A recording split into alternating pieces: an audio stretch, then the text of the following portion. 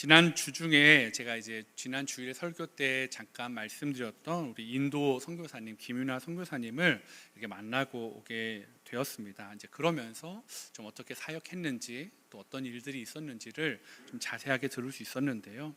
2017년 이 5명의 식구들이 인도 이 마니푸르 주에 있는 세나파티라는 곳으로 선교를 떠났습니다. 그리고 2017년이었으니까 그리고 몇 년 지나지 않아서 코로나가 온 지구촌을 다 덮었으니까요.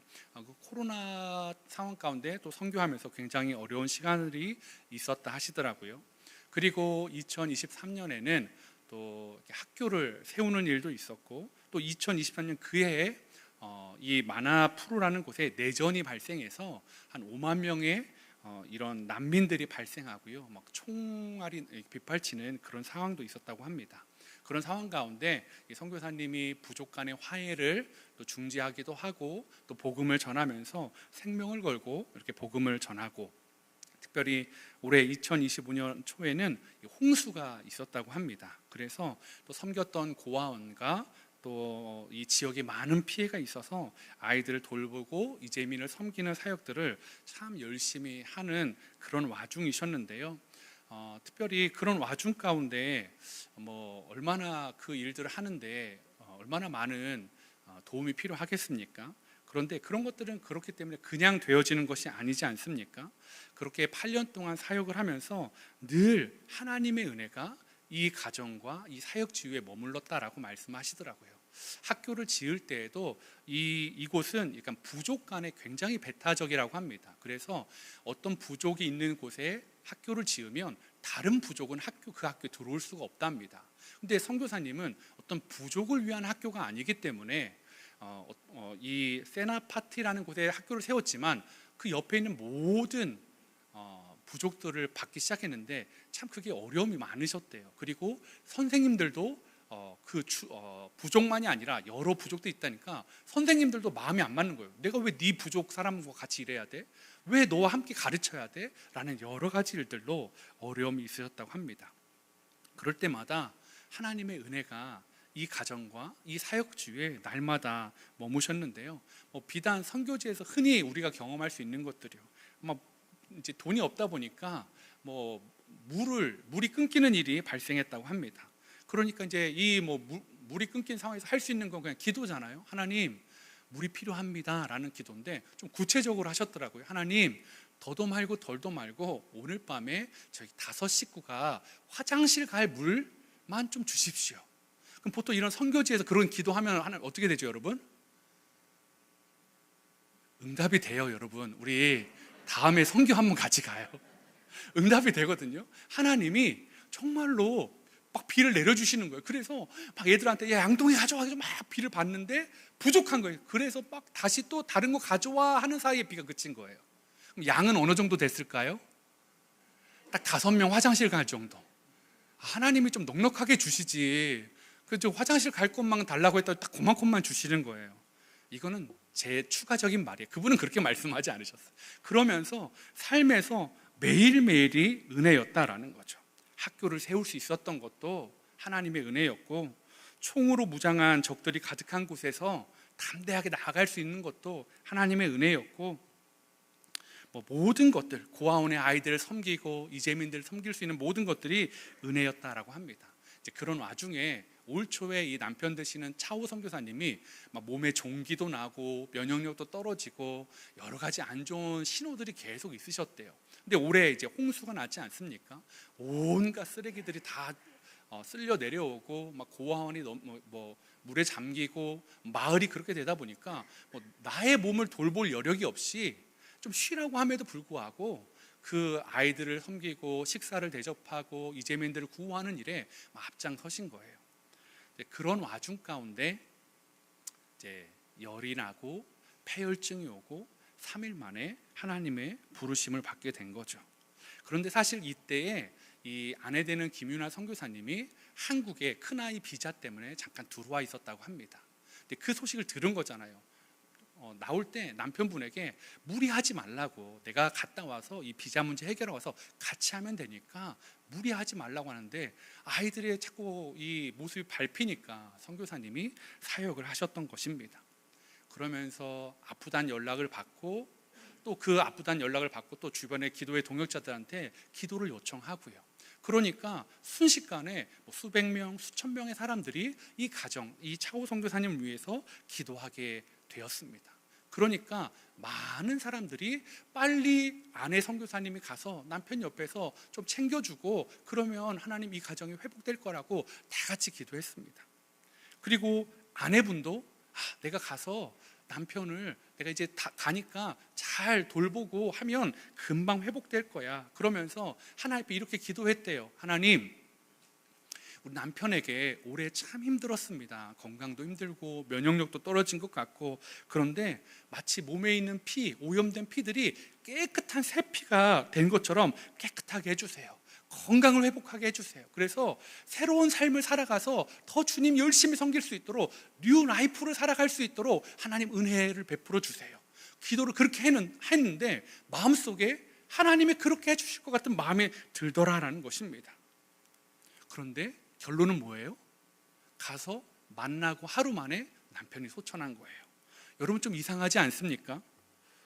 코로나의 시간도, 내전의 아픔도, 위험도, 홍수의 상황도, 그것들 다 이겨내면서 복음을 전하는 하나님의 사람이요, 그 일을 위해 수고를 아끼지 않고, 또 그 일을 위해 하나님이 기도할 때마다 심지어는 하늘에서 비까지도 내려주시고 수많은 기적들로 순간순간 도와주셨던 그 하나님이요, 가장 기도가 필요할 때 왜 응답해 주시지 않냐고요. 아니, 화장실 갈 물을 주시는 하나님이 남편을 살려달라는 왜 그 기도에는 왜 응답해 주시지 않을까요? 이 기도가 무슨 실력이 부족한 자녀를 대학 가게 해달라는 그런 기도 아니잖아요. 애쓰지도 않고 노력하지도 않는데 건물주 되고 싶다고 하는 우리 청소년들의 그 1순위 기도 제목 같은 거 아니잖아요. 하나님은 왜 그동안 하나님이 필요하다고 할 때마다 응답해 주시더니 정말 왜 가장 필요한 이 시간에는 왜 침묵하셨을까요? 혹시 여러분들도 그런 경험을 갖고 계신 건 아니십니까? 오늘 일부 때 우리 유스그린 아이들이 막 예배를 드리는데요, 맨날 이 아이들이 듣는 이야기가 뭐예요? 하나님은 기도하면 어떻게 해준다는 얘기를 듣죠? 응답해 주신다고요. 하나님은 기도하면 응답해 주신다는 거라고 보통 주일학교에서 가르쳐요. 그렇죠? 하나님이 기도하면 응답해 주시지 않아 라고 가르치는 교회는 없잖아요. 너무 이 적막하면 어떻게 하죠? 혹시 여러분은 그렇게 배우셨나요? 보통은 다 그렇게 가르칩니다. 그런데 이 아이들이요, 사실은 이 아이들 안에도 기도가 거절당한 상처가 있을까요, 없을까요? 너무 많다라는 거죠. 그래서 하나님에 대한 마음들을 포기하고 싶은 아이들이 많이 있어요. 도대체 하나님은 왜 그러시냐고요. 그냥 이 아이들이 실력이 부족한데 좋은 대학교 보내주세요 해가지고 그러면 하나님이 고민하는 거죠. 야, 너를 실력이 부족한데 너를 이 좋은 대학교 보내려면 실력이 충분한 누군가를 떨어뜨려야 되는데 누굴 떨어뜨리니 어떡하지? 이런 고민이 아니잖아요. 그냥 하나님은요, 그냥 살려줘도, 그 선교사님의 생명을 살려줘도 그 지역의 유일한 한국인 선교사님 그 가정 살려준다고 해서 어떤 별다른 지역에 피해가 있냐고요. 누구 개인에게 어떤 어려움이 있냐고요. 전혀 없는 거라는 거죠. 그런데 하나님은 그렇게 다른 사람이 피해보는 것도 아니고, 무엇보다 하나님이 능력이 없으신 분도 아닌데 왜 그렇게 하셨냐라는 거죠. 사실 저도 그 이유를 잘 모릅니다. 그리고 아내 되는 선교사님도 뭐라고 잘 설명을 못 하더라고요. 그런데 선교사님이 이런 말씀을 하셨어요. 남편을 향해 뉴 라이프, 하나님 새로운 삶을 주세요. 새로운 하나님 건강한 삶으로 하나님 섬기게 해주세요 했는데 응답은 이터널 라이프래요. 영원한 삶이요. 근데요, 이게 여러분 응답이에요? 건강 회복해서 새롭게 활력을 얻어서 새로운 삶을 살아가게 해주세요. 하나님 더 잘 섬기게 해줬더니 하나님이 아니, 나랑 같이 영원한 삶을 살게 할게 해줄게 하고 데려가신 거예요. 이게 응답입니까? 거절입니까? 거절처럼 느껴지지 않으십니까? 다른 사람이 보기에도 하나님의 거절이에요. 그러나 이 당사자 선교사님은요, 너무 아파요. 장례식 때도 추도 예배 때도 너무 힘든데요, 그 안에서 이터널 라이프가 기도의 응답이란 걸 조금씩 인정하지 않을 수가 없었대요. 나는 몸 회복해서 내 옆에서 같이 오랫동안 사역하자고 했는데 하나님은 뉴 라이프가 아니라 이터널 라이프, 영생을 주셔서 내 옆에 있게 해줄게 라고 했는데, 그게 더 좋은 기도 제목이라는 걸 부인하지 못했다라는 거죠. 여러분, 오늘 다윗도요, 하나님의 거절을 이 선교사님처럼 마주하고 있습니다. 다윗은 자신의 성에 하나님의 괴가 가지고 온 것으로 끝나지 않고요, 하나님을 더 잘 섬기고 싶었어요. 일개복동이었던 자신을 온 이스라엘의 왕으로 만들어주셨던 그 하나님 때문에요. 그래서 사무엘하 7장 1절에 이렇게 말합니다. 주님께서 사방에 있는 모든 원수에게서 다윗 왕을 안전하게 지켜주셨으므로 왕은 이제 자기의 왕궁에서 살게 되었다라고 말입니다. 무슨 말입니까? 왕으로 삼아주신 다음에 모든 원수의 손에서 다윗을 안전하게 만들어 주셨대요. 그리고 어떤 일들이 있었습니까? 두로왕 히람을 통해서 내가 너의 왕궁을 지어주고 싶어, 내가 제일 좋은 백향목이란 나무로 제공할게, 목수도 제공할게, 또 비용도 댈게, 내가 너를 위한 왕궁을 만들고 싶어 라고 만들어 그런 이야기를 듣게 해주셨다라는 거죠.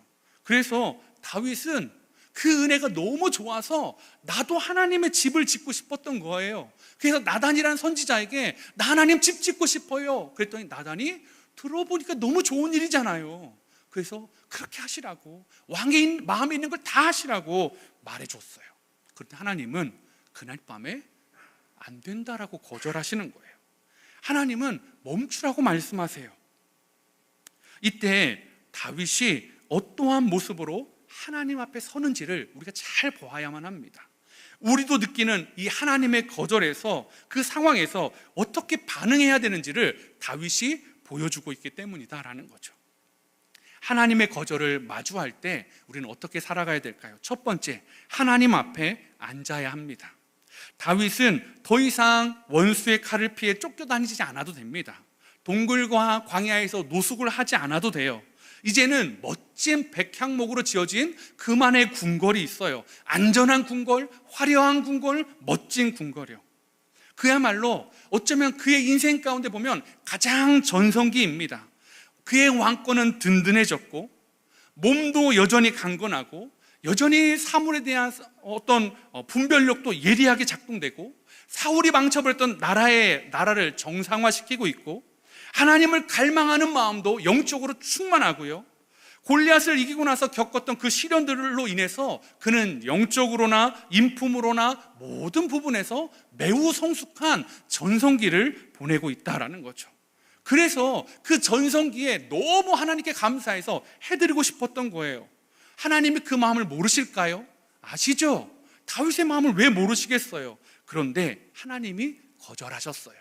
근데 지금이 다윗의 인생에서 가장 중요한 때라고 많은 사람들이 이야기합니다.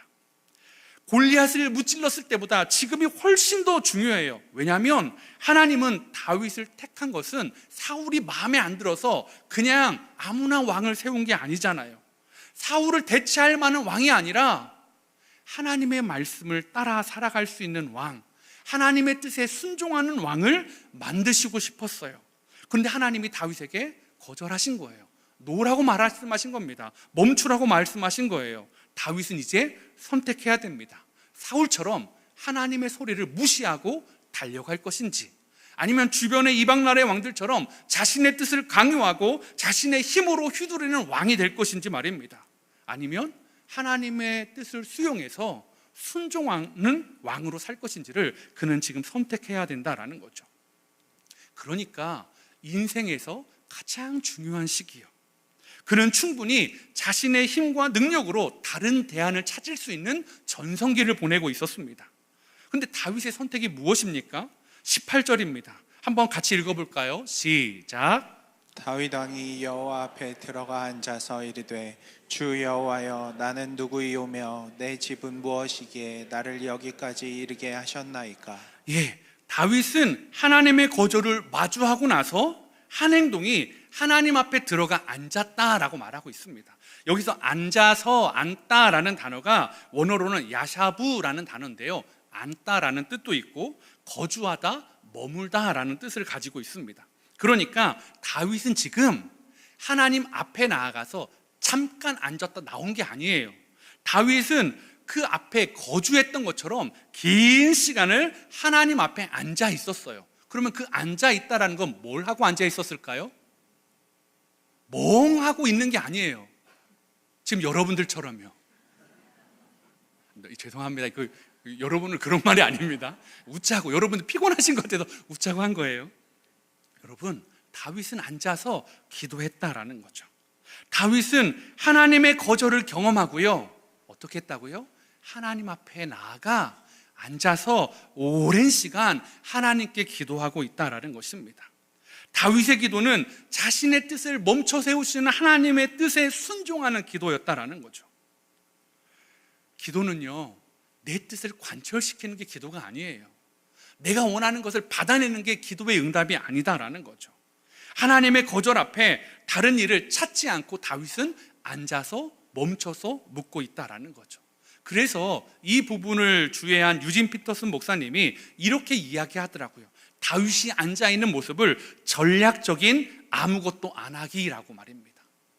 다윗이 멍 때리는 게 아니라 앉아있어요. 아무것도 안 하는 것 같아요. 그런데 전략적이에요. 무언가를 하는 거에 우선순위를 두는 것이 아니라 하나님의 말씀에 순종해서 아무것도 안 하는 것, 하지 않는 것에 중요하다는 포커스를 두고 멈춰 있다라는 거죠. 자신의 계획을 멈출 수 있는 용기를 다윗이 지금 보여주고 있다라는 것입니다. 사랑하는 성도님들, 저와 여러분은 이 용기가 있으십니까? 기도가 무엇을 하기 위한 요구만이 아니라 하나님이 원하지 않으시면 멈춰설 수 있는 그 엄청난 용기가 필요하다는 것을 우리는 기억해야 됩니다. 하나님이 멈추라고 하면 멈춰야 한다는 거죠. 근데 왜 용기가 필요하다고 제가 표현했을까요? 전성기니까요. 하나님 없이도 성전 지을 수 있으니까요. 하나님 없이도 블레셋쯤 이길 수 있는 군사력이 있으니까요. 하나님 없이도 잘 살 수 있는 힘이 다윗에게 체력이, 건강이, 지혜가, 능력이 있는 전성기였으니까요. 그러나 다윗은 할 수 있음에도 멈춰섭니다. 제가 이전 교회에서 주일학교 사역을 했지 않았습니까? 초등학교 사역을 했는데요, 사실 그 아이들이 이렇게 커가는 걸 보면서 그 아이들이 중학생이 되고 고등학생이 되는 것들 참 많이 봤습니다. 그런데 이 초등학교 1, 2학년 때는 애들의 믿음이 어마어마합니다. 그냥 말하면 다 믿어요. 얘들아, 홍해가 갈라졌대, 믿어지니? 그러면 그걸 왜 물어보냐는 듯이 저를 쳐다봐요. 아멘! 믿어지죠? 야, 하나님이 막 오병이어의 기적을 일으켰어. 그럼 당연한 것처럼 당연하죠. 근데 얘네들이 신기한 건요, 이 초등부가 되고 소년부가 되고 중등부가 되면 그 큰 믿음이 더 커져야 되잖아요. 그죠? 하나님의 말씀으로 양육을 받았으니까요. 그런데 바람 빠진 풍선처럼 해가지고 요만해지는 모습들을 제가 종종 봅니다. 그런데 오랫동안 교회에 있었잖아요. 엄마 아빠가 교회를 다니시잖아요. 그러니까 교회를 잘 못 떠나요. 그리고 이 아이들이 착해가지고 그냥 또 떠나지도 않아요. 물어봐요. 몇몇 아이들이 물어보더라고요. 하나님, 진짜 하나님 살아계시냐고. 내가 주일학교 때 저 큰 목사님이 와가지고 맨날 얘기했는데 하나님 살아계시냐고 막 물어봐요. 그런데 그래서 그 아이들이 이렇게 기도합니다. 하나님, 나 이번에 작심하고 기도하는 거예요. 하나님이 이번에 응답해 주시지 않으면 나 엄마 아빠가 뭐라고 해도 나 교회 안 나가요. 하나님은 나한테 없는 분이에요. 하나님 맨날 기도하면 응답해 주신다고 했으니까 꼭 응답해 주셔야 돼 하고, 이 아이들이 정말 철저하게 하나님 앞에 기도하더라고요. 근데 여러분, 그렇게 기도하면 하나님, 아이고 지금 중요한 순간이구나, 다 들어줄게 막 응답해 주시던가요? 아니잖아요. 여러분도 하나님 앞에 막 금식하고 막 절절히 기도하고 할 때마다 하나님이 지금 그 순간이야 막 바로바로 주시던가요? 그럴 때도 있지만 안 그럴 때도 있잖아요. 이 아이들한테 안 그럴 때가 더 많아 보이는 거예요. 그래서 그 아이들이 하나님 없다라고 고백하는 거예요. 그래서 그 아이들이 이렇게 얘기해요. 하나님, 우리 엄마 교회 가는데, 엄마 아빠 교회 다니는데 쇼인도 부부잖아요. 맨날 집에서는 욕하고 치고 받고 막 저주하는데 막 교회만 가면 막 어머 집사님 막 할렐루야 막 이런데 나 미치겠다고. 우리 엄마 아빠 좀 바꿔달라고 하는데 하나님이 안 바꿔주세요. 어렸을 때도 그렇고 청소년이 됐는데 엄마 아빠는 여전히 쇼인도 부부예요. 하나님, 저 정말 하나님 영광 위해서 이번 성적 잘 나와, 시험 성적 잘 나와야 돼요. 하나님 한 번만 도와주세요 하는데 막 성적이 갑자기 막 전교 막 250등 하는 애가 막 10위권 들어가 그렇지는 않잖아요. 그런 분이 있으시면 저한테 연락을 주십시오. 저는 없었어요. 저도 그런 기도를 했는데. 아니면 막 성격이 너무 내성적인 하나님, 저 성격을 좀 바꿔주세요. 저 막 정말 저 친구처럼 리더십 있고 막 하는데 하나님 정말 제 마음을 좀 바꿔주세요 하는데 그런 일도 잘 안 일어나요. 심지어는 어떤 애들은 하나님 저 건물주 되게 해주세요. 뭐 그런 일은 더더욱 안 일어나죠. 그러니까 이 아이들이 하나님은 안 계시다고 해요. 왜요? 하나님이 거절하셨으니까요. 인생을 걸고 기도했는데 하나님이 말씀해 주지 않으시니까요. 여러분, 이건요 철저하게 앞에 있는 저 같은 목사들이 잘못 가르쳐줘서 그래요. 여러분, 성경에는요 수많은 응답들이 있어요. 그죠? 기도하면 응답해 주시잖아요. 그죠? 이걸 믿으셔야 믿음이 있는 분들인데, 그죠? 근데요 반대로요, 성경에는요 수많은 거절도 있어요. 그런데 앞에 있는 목사들이 맨날 뭐만 가르쳐요? 기도하면 나, 바로 나, 기도하면 기적이 일어나. 근데 거절된 기도에서는 주일학교는 많이 안 가르쳤던 거예요. 그러니까 아이들은 그 단면만 보고 기도하는 거예요. 아이들의 잘못이 아니라 저 같은 목사들의 잘못이었던 거예요. 여러분, 성경에요 기도의 응답만큼 아니 더 많은 기도의 거절들이 있었어요. 요셉을 한번 생각해 보세요. 요셉이 웅덩이에 빠졌어요. 막 형들한테 살려달라고 해요. 그리고 하나님 앞에 도와달라고 했겠죠. 근데 하나님이 응답해 주셨나요? 거절하셨어요. 그가 하나님 때문에 보디발이라는 여자가 보디발의 아내가 유혹함에도 불구하고 거절했어요. 근데 하나님 그를 감옥에 넣으셨어요. 기도했어요. 하나님 저를 꺼내주세요. 오는 사람마다 관리들에게 이런저런 이야기를 하면서 자기의 이야기를 하면서 좀 억울하다고 풀어달라고 하는 것은 그는 하나님께 기도하는 시간을 보냈을 거라는 거죠. 그런데 하나님은 요셉을 하나님 앞에 기도할 때마다 거절하셨어요.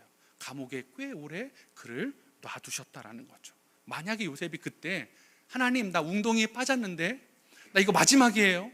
나 꿈꾸고 나 환상 보고 나 형들한테 막 이렇게 얘기했는데 나 지금 웅덩이에 빠졌어요. 이번에 안 건져주시면 나 그 꿈은 진짜 그거 쓰레기예요. 개꿈인 거예요. 나 그럼 하나님 안 믿어요. 하나님 구해주세요. 그렇게 기도했다고 하자고요. 그래서 하나님이 안 꺼내줬어. 노예로 팔려가게 했어요. 그러면 하나님을 떠납니까? 떠나는 걸까요? 요셉만 그렇습니까? 모세는요. 그는 왕자로 살았어요. 그런데 자신의 동족이 이집트 사람에게 핍박받는 걸 봤어요. 참으려고 했어요. 그런데 자신의 동족, 하나님의 백성이 억울하게 당하는 것 때문에 그 안에 하나님의 공의가 발동했어요. 그래서 하나님 대신에 그 사람을 쳐 죽였어요. 그리고 자신의 백성을 구했어요. 근데 그가 얻은 게 뭐예요?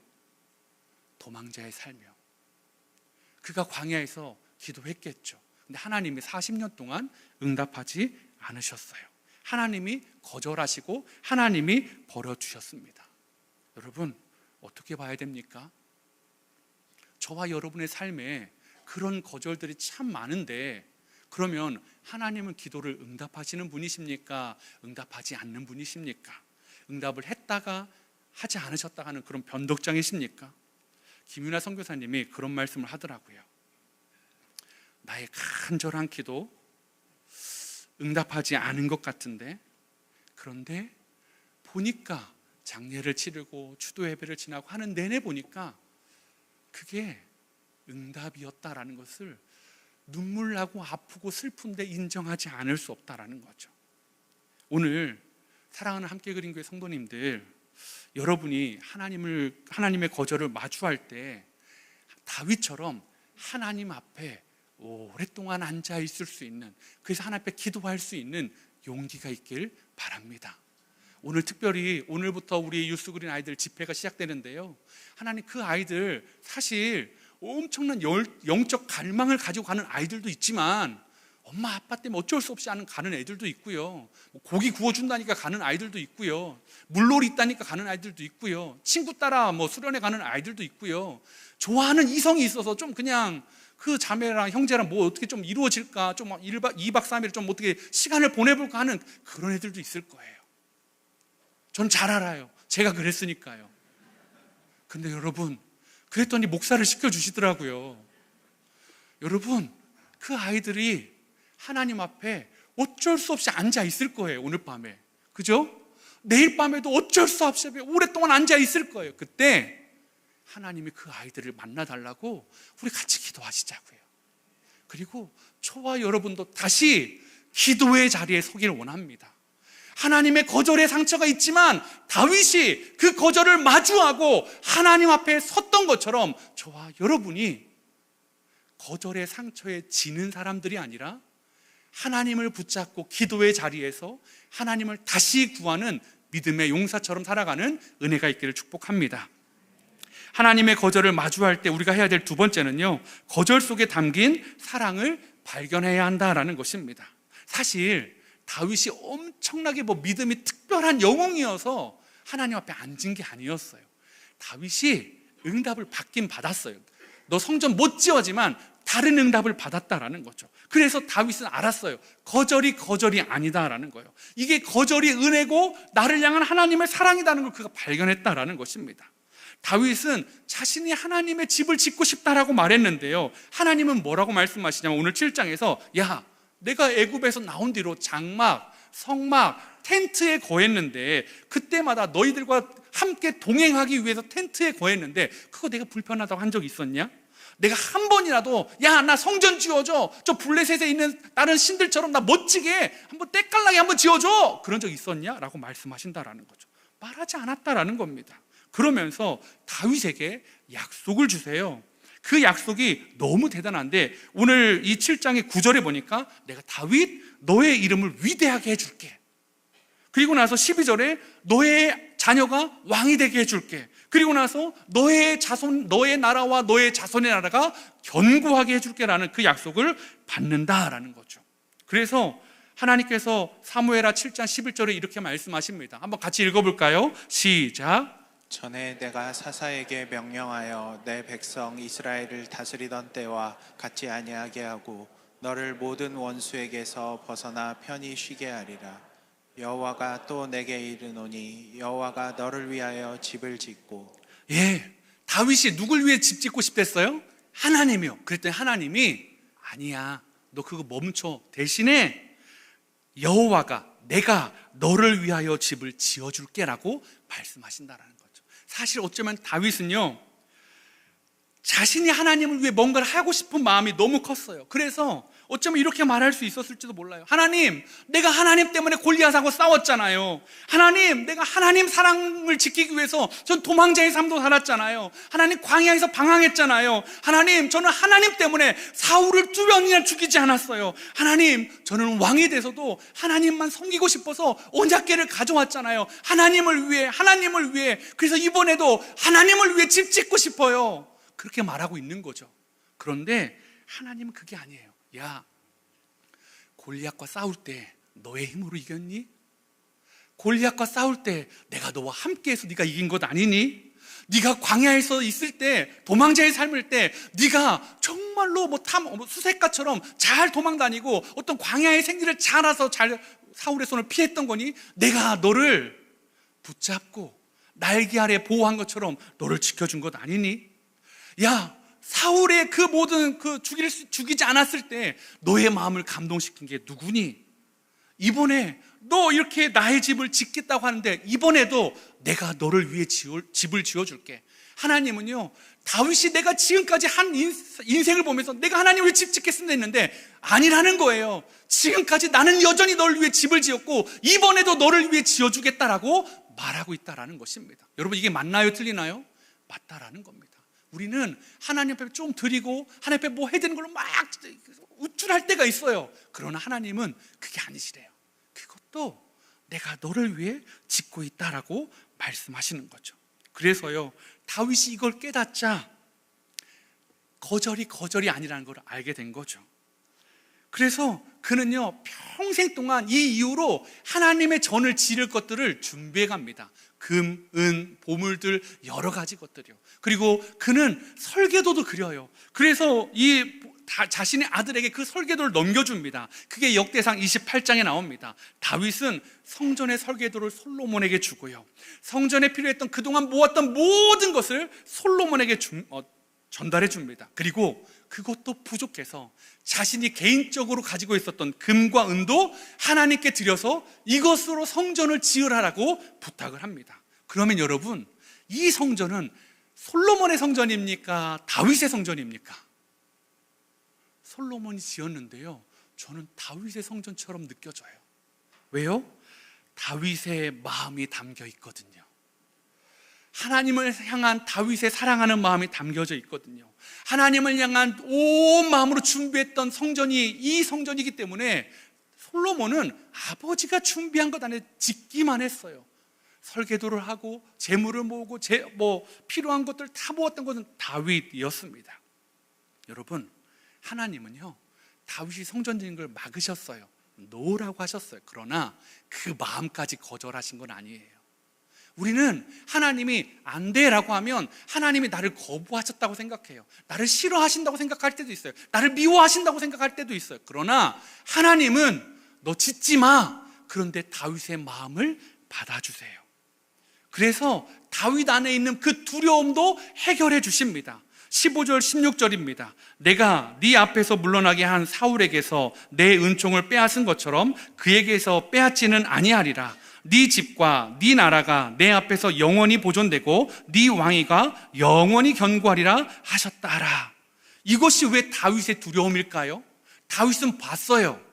하나님 앞에서 잘못 행할 때 왕이 어떻게 폐위되는지요, 그리고 왕권이 어떻게 교체되는지를 그는 보았어요. 그러면 다윗도 이 불안함이 있겠죠. 자신도 열심히 하나님을 살아가지만 혹시 자신도 삐끗해서 하나님이 싫어하시는 행동을 하면 어떻게 되지? 나는 그래도 하나님 붙잡고 열심히 살아가려고 하는데 내 자녀들이 그렇게 하나님을 두려워하고 살아가며 살 거라는 보장을 그가 어떻게 갖냐고요. 불안함이 있을 거 아닙니까? 하나님이 그걸 아셨다는 듯이 이 약속을 주는 거예요. 내가 사울에게서 내 은총을 빼앗은 것처럼 그에게서, 너에게서는 빼앗지 않을게. 그리고 네 앞에서 너의 집과 나라가 영원히 함께 견고하게 될 거라고 말씀하고 있다라는 거죠. 사랑하는 성도 여러분, 다윗이요, 무엇으로 이 두려움을 극복했습니까? 자신의 노력입니까? 자신의 애씀입니까? 아니면 자신의 전성기입니까? 아닙니다. 다윗은 다시 앉아서 하나님의 은혜를 구함으로 이것들을 해나가고 있다라는 것입니다. 생각해 보세요. 다윗이 그렇게 공들였던, 마음을 쏟았던 성전이 지금 있나요? 없죠. 이슬람 사원만 덩그러니 서 있습니다. 다윗이 그렇게 구했던, 그리고 하나님이 약속해 주셨던 것 같은 다윗의 자손들이 지금 이스라엘 왕입니까? 아니죠. 그러면 하나님의 응답이, 하나님의 약속이 깨진 겁니까? 아니요. 하나님이 말씀하시는 영원한 성전, 영원한 왕은 무엇을 가리키는 겁니까? 예수 그리스도예요. 예수님이 저와 여러분의 영원한 왕으로, 그리고 인간처럼 자기네 욕심대로 다스리는 왕이 아니라 정의와 공의와 사랑과 능력으로 우리를 돌보시는 우리의 영원한 왕으로 우리 가운데 계시다라는 것입니다. 여러분, 이걸 믿으십니까? 그렇다면요, 앞으로 우리의 두려움을 무엇으로 채워가시겠습니까? 여러분의 전성기로 채워가시겠습니까? 교회 안에 있다 보면 여러 전성기가 지난 분들의 이야기를 듣습니다. 목사님, 저는 이제 몸이 너무 여기저기가 아파요. 이제 봉사할 기력이 없어요. 그렇게 말하시는 분들도 있어요. 어떤 분들은 저는 이제 물질적으로 가장 부유했던 때는 지나고 늘 내리막길이에요. 어떻게 해야 될까요? 또 어떤 분들은 건강이 꺾였고 또 여러 가지 부분들, 많은 부분들 막 나는 전성기가 아니다고 말합니다. 맞아요. 전성기가 아니에요. 우린 전성기를 지나왔을 수도 있어요. 그런데 그 전성기로 우리의 빈틈과 우리의 아쉬움을 채워가는 것이 아니라 하나님의 말씀으로 채워가는 겁니다. 하나님의 사랑으로 채워가는 겁니다. 하나님의 능력으로 채워가는 겁니다. 그럴 때 다윗은 두려워하지 않았어요.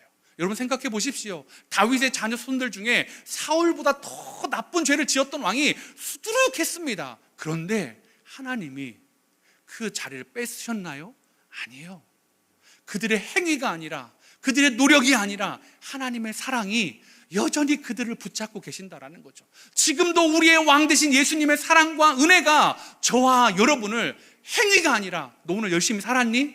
너 오늘 큐티했니? 너 오늘 예배 드렸니? 기도는 많이 했니? 그게 아니라 여전히 사랑하기로 작정하셨던 그분의 사랑이 우리가 회개하기도 전에 우리를 위해서 죽으시고 우리의 사랑을 고백하시고 우리에게 그 상처를 먼저 치유해 주시는 하나님의 사랑으로 다가온다라는 것입니다. 사랑하는 성도 여러분, 두려워하지 마십시오. 전성기가 지나가지만 우리의 영적인 전성기는 하나님과 함께 있을 때 늘 전성기인 줄 믿으시기 바랍니다. 다윗이 뭐라고 말했습니까?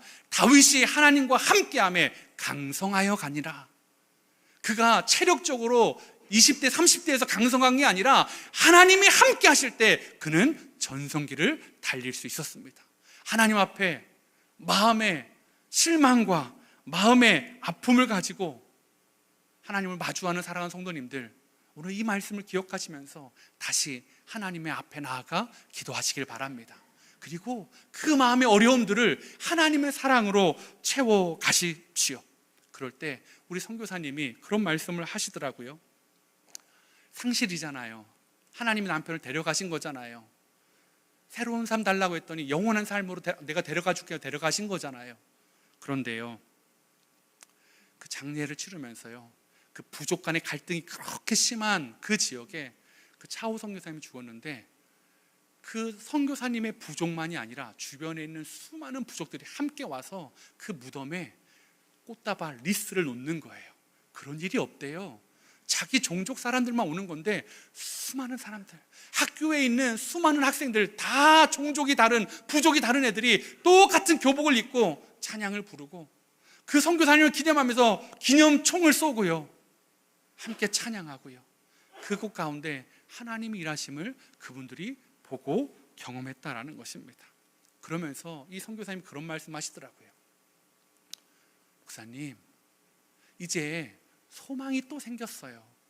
남편의 죽음으로 우리가 함께 꿈꿨던 것들이 이렇게 이루어져 가고 있음을 확실하게 보여주셨는데 하나님 날아가면 하나님께도 남편에게도 이 일들을 자랑하겠어요.